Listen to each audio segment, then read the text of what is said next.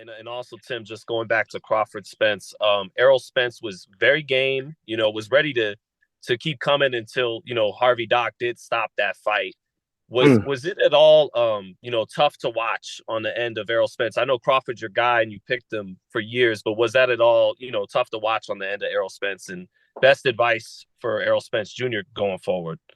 No, it wasn't tough to watch. It wasn't Mm-hmm. tough to watch, and it that could have been Crawford on the other end of that. Yeah, it's boxing. It could have been Crawford on the other end of that. Yeah. So no, it wasn't tough to watch for me at all. I just I just feel that Spence. This is how I feel about Spence, his team, and everybody. A part of Spence, and why this fight has been delayed so long. And their plan. We've been talking about Al Heyman and how genius he is, and so on and so forth. Well, your plan failed. Your plan failed. Spence, your plan failed. You thought you was gonna stall out my man. You thought you was gonna stall out Crawford. You thought you was gonna catch him slipping. You literally thought you was gonna catch him slipping. At the end of the day, you thought you was gonna age him out. You thought you was gonna you thought you was gonna let him run away. That's the problem. You waited too long, Spence. You waited too long. Al, you waited too long. You should have done this fight 3-4 years ago. You probably would have had a better chance of beating him. You would have had a way better chance of beating him. So your plan failed you. Your plan failed you, man. So that's just it. That's just it. They had a plan, and Spence alluded to it early when they met and in the backstage at a fight. When he's like, I'm gonna take care of what I got over here, and then I'm gonna finally fight you or whatever. That was a time when you was at your very, very best mentally, physically, and all that. You should have fought him then. And you waited to fight him later, and this is the outcome. This is what you get. No excuses. Everybody, all the Spence fans out there making excuses, weight drain, this, that, all that. It's a part of the game. It's a part of the game. What about the 4 or 5 years that Terence had to wait for you to finally sign on the contract? What about that? What about all the ridicule and everything he went through because the fight didn't get made a couple of times or the first time? Talked about, name drugged through the mud. What about that?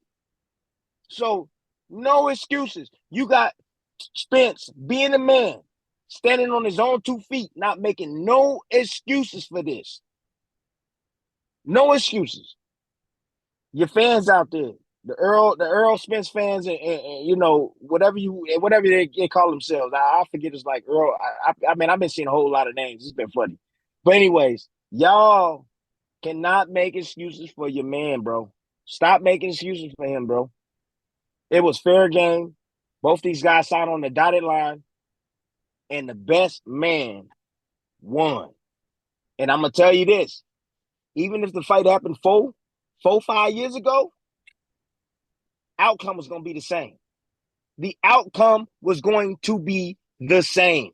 And if you want to come at 154, the outcome is going to be the same. And I'm telling you this, because you're not going to, Spence is who he is. Ain't nothing going to change about you, bro. You can go back, you can go get the Wizard of Oz to help you, give you a special trait, or you drink a special drink and give you other gifts or whatever. Bro, I'm letting you know, you easy to read, and you cannot be easy to read when you're in the ring with a great fighter that can make adjustments and that can read you like a book. You're not gonna do well. It's gonna be worse the second time for you. Worse. Because now he's already felt you. He's felt your strength. He's felt your power. And now he knows what he can do. And so he's going to start sooner just to prove a point.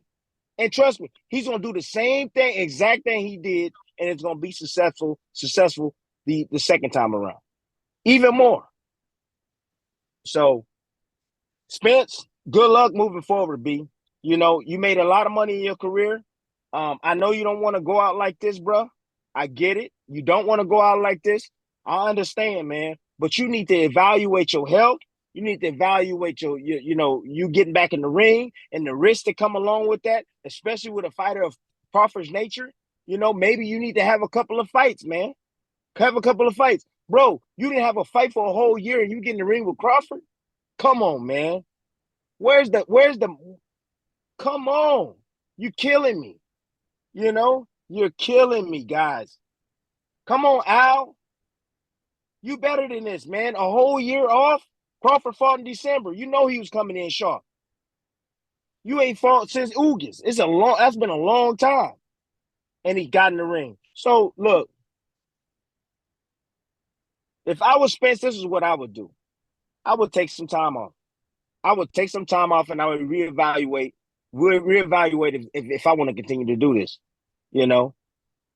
I'm not telling him to retire, but I'm just saying, after what I just witnessed Saturday night, bro, you got some questions, bro, to ask yourself, and you got some talking to do with your family. Because if I'm your kid, if I'm your son and your daughter watching this, I'm like, man, Daddy, there ain't no point, Dad. We got everything we need. Dad, you a great fighter, Dad. You gonna be in the Hall of Fame someday, Dad. Why keep taking this punishment, Pops? There's no point, Pops. You ain't got nothing to prove. Hey, Crawford was just better that night. That's it. Let's leave it at that, Dad. You don't have to operate the rematch. Not at all. Don't do it. And I'm hearing everybody talking about, oh, the rematch at 154, it'll be better. Do you understand that Crawford gets to pick the weight? If Crawford wants to fight him at 47 again, Spence has to say agree to that. Do you understand that? So why would Crawford do it at 54 when he can make 47 and be strong? The next mission for Crawford is his teammate. That's the next mission. The next mission, and look, and I already know how it's gonna go. All right, trust me. When Charlo go up and he face Canelo and get knocked the hell out, and then he come back and he face Carl. If he comes back and he fights against Crawford, and Crawford knocks him the hell out, they're gonna say, "Oh well, Canelo damaged him. This and that. He don't get the credit. He don't get the credit." So I know how that's gonna go. Crawford's gonna go down as one of the best welterweights or one of the best fighters of all time. Of all time, top 10, all time. I'm telling you right now. Because when you look skill for skill and you look at a lot of these guys in the past, they were fantastic fighters. Crawford matches up well against these guys. Skill for skill. He has everything. And he can do it from both sides. Tell me a guy that had everything and can do it for both sides. I can tell you one.